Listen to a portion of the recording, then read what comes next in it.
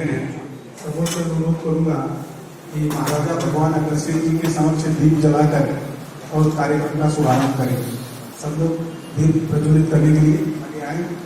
हमारे बीच में हमारी महिला अध्यक्ष प्रियंका खेड़कर जी हैं, उनसे जो अनुरोध है मंच पर अपना स्थान करेंगे। एक बार दीप प्रज्वल किया है।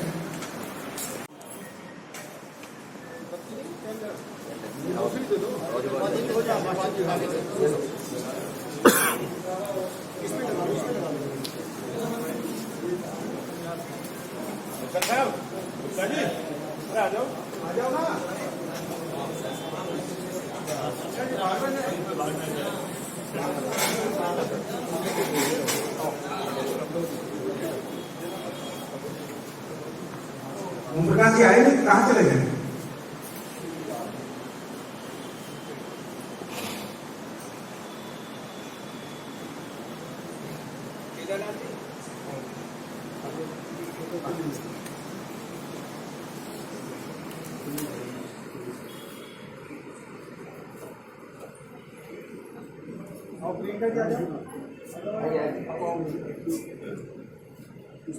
किसी होगी लगाओ तो हो गई।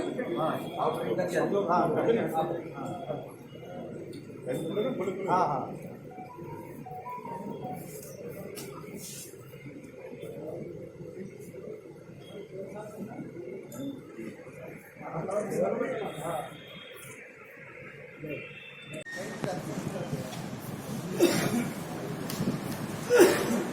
अग्रवा शक्तिपीठ, हमारा जो अग्रवाल समाज है, हम महाराजा अग्रसेन जी के वंशज हैं और महाराजा अग्रसेन जी ने आज दुनिया में हमें सब जगह एक संदेश देके भेजा। वो संदेश था 1 रुपया 1 ईंट, जिसके कारण ये अग्रवाल वैश्य समाज पूरी दुनिया में आपको मिलेगा। और उसका मुख्य कारण यही है कि सब लोग 1 रुपया और 1 ईंट के इस फार्मूले पे और आज दुनिया के अंदर तरक्की का मार्ग प्रशस्त कर रहे हैं। इसी संदर्भ में जब ये अखिल भारतीय अग्रवाल सम्मेलन, इसकी राष्ट्रीय कार्यकारिणी है, अग्रवाल में हमारा धाम बना हुआ है और उसके पास में ही शक्तिपीठ का निर्माण हुआ है। शक्तिपीठ में ही, और ये पिछले साल कार्यकारिणी में ये योजना आई कि कलयुग में कहते हैं महालक्ष्मी जी के 3 अवतार हुए और तीनों ही अग्रवा में हुए। भगवान अग्रसेन जी को महालक्ष्मी ने स्वप्न में दर्शन दिए। ऐसा महाराजा अग्रसेन जी की जब हम जीवनी पढ़ते हैं तो हमारे ध्यान में आता है। और इसी संदर्भ में कार्यकारिणी में चर्चा हुई कि क्यों न अग्रोहा में महालक्ष्मी जी का एक भव्य मंदिर बनाया जाए। जैसा कि अब हम सभी जानते हैं कि महालक्ष्मी जी के मंदिर कुछ तो साउथ में है या वेस्ट में, मुंबई कोल्हापुर साइड में है या चेन्नई में है। और मंदिर बनाया जाए तो फिर ऐसा मंदिर बनाया जाए जो देखने लायक है। तो ये सारी योजना बनी, कार्यकारिणी में प्रस्ताव आया। आप सभी जानते हैं कि हमारे एक से भामाशाह हैं, हमारे में से एक बंधु ने खड़े होकर कहा आप मंदिर की सारी योजना करो, मैं पैसे दूंगा, मैं पूरा खर्चा उठाऊंगा। लेकिन हमारी कार्यकारिणी कैसी है? उन्होंने कहा नहीं, मंदिर का निर्माण समाज के सहयोग से होगा। आपका सहयोग तो होगा ही होगा, लेकिन इसमें पूरे समाज का सहयोग होगा। और कार्यकारिणी ने आज भी वही पुराना फॉर्मूला तय किया, 1 रुपया 1 ईंट वाला। उन्होंने कहा कि नहीं, हम 500-500 रुपए की हुंडी बनवाएंगे और उस 500-500 रुपए की हुंडी को पूरे समाज में हम भेजेंगे। पूरे समाज से एकत्रित करके जो धन आएगा उस धन से हम मंदिर का निर्माण करेंगे। दूसरी चीज, अग्रोहा को तीर्थ स्थल के नाम से, तीर्थ स्थल के रूप में हम विकसित करेंगे। हम जब, हमारा धाम है, हमारे लिए हमारा तीर्थ है, हमारी पितृभूमि है। और हम सभी जानते हैं कि पितरों को खुश करने के लिए हम कहाँ कहाँ जाते हैं, क्या क्या करते हैं। लेकिन हम अपने जो, हमारे जो पितर हैं कई बार उनके बारे में हमारे परिवार को भी जानकारी नहीं होती। तो ये सारी चर्चा जब कार्यकारिणी में हुई तो ये विषय आया कि मंदिर किससे बनवाया जाए। तो बहुत से आर्किटेक्ट का नाम आया। तो किसी बंधु ने कहा कि अगर हो सके तो जो राम मंदिर का निर्माण कर रहे हैं सोमपुरा जी, अगर वो इसमें सहयोग करें तो उनके द्वारा मंदिर का निर्माण हो। और जब सोमपुरा जी से संपर्क किया गया तो उन्होंने कहा भाई मैं तो अयोध्या में बहुत व्यस्त हूँ, तो मैं तो नहीं कर पाऊंगा, मैं मतलब किसी और के जुम्मे। लेकिन नहीं, हमने आग्रह किया, उनसे दिल्ली आए, उनको ले गए, अग्रवा ले गए। जब वो अग्रवा गए, उस स्थान पे गए तो इतने प्रभावित हुए कि उन्होंने वहां जाने के बाद कह दिया नहीं मैं करूंगा और निःशुल्क करूंगा, आपसे इसके लिए कोई चार्ज नहीं लूंगा। ये जरूर है कि हम लोगों ने कहा कि हम आपको फीस नहीं देंगे, लेकिन आपके आने जाने का खर्चा या आपके जो लोग आएंगे काम करवाने के लिए, तो उनको हम लोगों ने राजी कर दिया। उसके बाद उन्होंने वो मॉडल, आपको जो अभी प्रेस का पैकेट मिलेगा उसमें वो सारा मॉडल का भी है, मंदिर का मॉडल, मंदिर कैसा बनेगा। 108 फुट चौड़ा और 108 फुट लंबा और 108 फुट की हाइट है उसकी। और उसके अंदर ठोस चांदी की महालक्ष्मी जी की मूर्ति बनेगी। इसमें समाज के लोग भी जो 1-1 किलो 2-2 किलो चांदी, इस तरह से हमारी जो मासिक पत्रिका आती है उसमें आपको पूरी डिटेल मिलेगी कि कहां से समाज को क्या मिल रहा है मंदिर के नाते की। तो वो तय हुआ कि नहीं, महालक्ष्मी जी की ठोस चांदी की मूर्ति बनेगी और अष्टलक्ष्मी की मूर्तियां बनेगी वहां पे। ये सारा जो हमारा लिटरेचर है उसमें ये सारी आपको डिटेल मिलेगी। उसके बाद हमारे 18 गोत्र हैं। तय हुआ कि समाज को कैसे जोड़ा जाए, समाज को कैसे जागरूक किया जाए। आज हम में से ज्यादातर लोग नहीं जानते, क्योंकि आज इतने वर्षों के बाद भी हम अग्रोहा को तीर्थ स्थल के रूप में विकसित नहीं कर पाए। हम में से बहुत कम लोग अग्रोहा जाते हैं, जबकि हम लोग बहुत संख्या में ठाकुर श्याम बाबा के यहाँ जाते हैं, हम लोग बड़ी संख्या में सालासर हनुमान जी के यहाँ जाते हैं। लेकिन अग्रोहा का चूंकि हमारे को वहां की पूरी जानकारी नहीं है, तो अपने समाज में अपने तीर्थ पर आने के लिए, अपने धाम में आने के लिए प्रेरित करना इस रथ यात्रा का उद्देश्य है।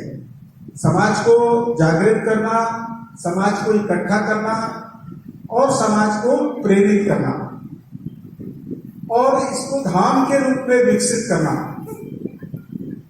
ताकि जैसे हम बाल उतारने के लिए अपने देश में जाते हैं, हम जहां से आते हैं तो वहां हमें 2 बार साल, मतलब जीवन में 2 बार तो हमें जाना पड़ता है। एक बार जब बच्चा जन्म लेता है तो उसके जब बाल उतरते हैं तो वो वही उतरते हैं, और अगर उसकी शादी होती है तो हमारे यहाँ गठजोड़े की जात बोलते हैं, तो वो जात लेने भी वहां जाते हैं। तो ऐसा क्यों है? क्योंकि हम राजस्थान हरियाणा से ज्यादा उठे हुए हैं। और जैसा हमें पता है कि हरियाणा तो विभाजन के बाद बना है, तो दुनिया में हम फैले हुए हैं, लेकिन अपने देश में, अपने जीवन में 2 बार जाना, तो इसी तरह से अग्रोहा का है कि भाई हम अपने जीवन में अपने बच्चों को कम से कम अपनी जो पितृभूमि है, अपना जो धाम है वो जरूर दिखाएं, अपने इतिहास को जरूर बताएं, अपना जो गौरवशाली इतिहास है वो जरूर बताएं। फिर चर्चा हुई कि भाई इस अवेयरनेस के लिए ये 18 स्थानों से, आप सोचिए पूरे देश में 18 स्थानों से 18 रथ 12 फरवरी को एक साथ निकले, पूरे देश में भ्रमण करेंगे, बल्कि नेपाल भी जाएंगे। नेपाल में भी हमारा बहुत बड़ा परिवार रहता है, तो ये नेपाल भी जाएंगे। और जो हरियाणा का जो रथ है उसके चूंकि हरियाणा प्लस थोड़ा सा हिमाचल और थोड़ा सा राजस्थान, तो इसी कड़ी में, और ये यात्रा 16 जुलाई को फरीदाबाद आ रही है। 16 जुलाई को सुबह 9 बजे गुरुग्राम से, अब ये गुरुग्राम में चल रही है, आप लोग अपना यूट्यूब वगैरह में देखेंगे तो गुरुग्राम में ये यात्रा चल रही है। और गुरुग्राम से फरीदाबाद में 16 जुलाई को ही आएगी और 16 जुलाई से लेकर 31 जुलाई तक ये फरीदाबाद में प्रवास करेगी। आपको सारा 31 जुलाई तक का सारा प्रवास का कार्यक्रम आपके प्रेस के फोल्डर में मिलेगा। उस ग्रीन फील्ड से फोल्डर